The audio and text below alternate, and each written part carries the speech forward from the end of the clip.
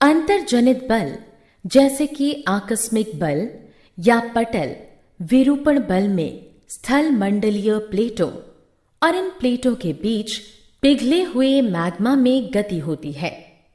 इसका परिणाम भूकंप, ज्वालामुखी और भूस्खलन जैसी गतियां होती हैं। अत्यधिक ऊष्मा और दाब के कारण पृथ्वी के मैंटल में गति होने पर ज्वालामुखी विस्फोट होता है और पिघला हुआ मैग्मा पृथ्वी की परपटी पर निकास या वेंट के माध्यम से उमड़ पड़ता है। इससे पृथ्वी की सतह पर शैलों का निक्षेपण होता है। इसी तरह स्थल मंडलीय प्लेटों में कंपन होने पर भूकंप आता है और उद्गम केंद्र के चारों ओर पृथ्वी में कंपन होता है। उद्गम केंद्र परपटी पर वह बिंदु है जहां भूकंपीय ऊर्जा के कारण कंपन आरंभ होता है। उद्गम केंद्र के ऊपर भूसतह पर वह स्थान जहां पर कंपन या भूकंपीय तरंगे महसूस होती हैं अधिकेंद्र होता है। भूकंपीय तरंगे 3 प्रकार की होती हैं: पी तरंगे अथवा अनुदैर्घ्य तरंगे, ऐसे तरंगे अथवा अनुप्रस्थ तरंगे, एल तरंगे अथवा पृष्ठीय तरंगे। भूकंप आने पर सावधानी बरती जानी चाहिए। क्या करें और क्या ना करें की एक सूची है सुरक्षा के लिए, जिसका अनुसरण करने की आवश्यकता है। चोट पहुंचने से अपने आप को बचाने के लिए जल्दी से इमारत से बाहर निकलें या कुर्सी के नीचे छिप जाएं। आप भूकंप लेखी मशीन का उपयोग करके भूकंप की पुष्टि कर सकते हैं और रिक्टर स्केल का उपयोग करके इसकी तीव्रता नापी जा सकती है। बहिर्जनिक बल। हमारी पृथ्वी निरंतर बदल रही है। इसका भूदृश्य भी बदल रहा है। त्वरित ढंग से होने वाले परिवर्तन तुरंत हमारे लिए दृश्यमान होते हैं, जबकि धीरे धीरे होने वाले परिवर्तन समय के साथ भूदृश्य बदलते हैं। ये परिवर्तन या स्थलाकृतियों का विकास पृथ्वी की कई गतियों से होते हैं। बहिर्जनिक बल या पृथ्वी की सतह पर उत्पन्न होने वाले बल और पृथ्वी के भीतर से उत्पन्न होने वाले अंतर्जनित बल के कारण ये गतियां होती हैं। बहिर्जनिक बल समुद्र, जल और बर्फ के प्रवाह से या बहती हुई पवन से भी परिवर्तन करते हैं। स्थलाकृतियों में परिवर्तन अपक्षय एवं अपर्दन नामक प्रक्रमों से होते हैं। इनके साथ निक्षेपण का प्रक्रम होता है।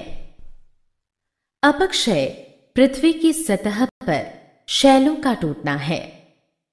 अपर्दन जल, वायु, बर्फ इत्यादि जैसे अभिकर्ताओं के कारण भूदृश्य के होने वाला क्षय है। दोनों मामलों में जल या वायु टूटे या अपर्दित कणों को एक स्थान से दूसरे स्थान पर ले जाते हैं और उन्हें कहीं और निक्षेपित करते हैं। इस प्रकार भूदृश्य में परिवर्तन लाते हैं। उदाहरण के लिए पवन रेगिस्तान में पाई जाने वाली छत्रक शैलों के निचले भाग को काट देती है।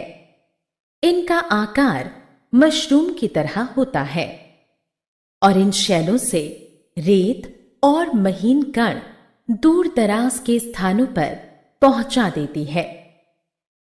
इनका निक्षेपण होने पर बालू का टिब्बा नामक पहाड़ी जैसी संरचनाएं बनती हैं। जब पवन विशाल क्षेत्र में बालू निक्षेपित करती है तो विशाल लोएस नामक निक्षेप बनते हैं। स्थलाकृतियों का विकास। जब नदी का पानी खड़ी ढाल वाली घाटी पर गिरता है तो यह जल प्रताप बनता है। यह अगल बगल की कठोर शैलों को काटता रहता है।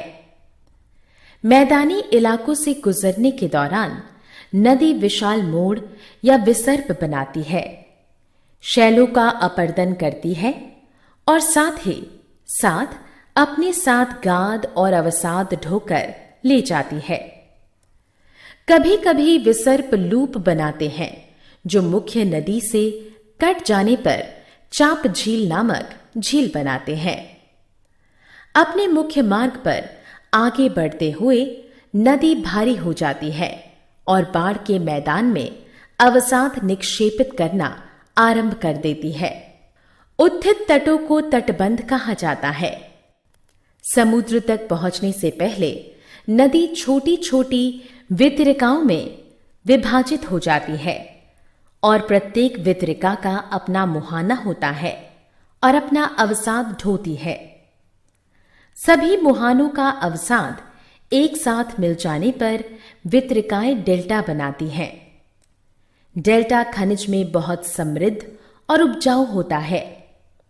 इस प्रकार बहती नदी जहां से भी गुजरती है, अगल बगल भूदृश्य बदलती रहती है। जब समुद्री तरंगे निरंतर शैलों का अपर्दन करती हैं और तटों पर गाद निक्षेपित करती हैं, तो समुद्री गुफाओं, समुद्री मेहराबों और स्टैक जैसे तटीय स्थलाकृतियों का निर्माण होता है। समुद्री तरंगे किनारों पर अवसाद जमा कर समुद्री पुलीन का निर्माण करती है। हिमनद या हिमानिया और बर्फ की नदियां जिन पहाड़ों से गुजरती हैं, उनके किनारों को तोड़ती हैं।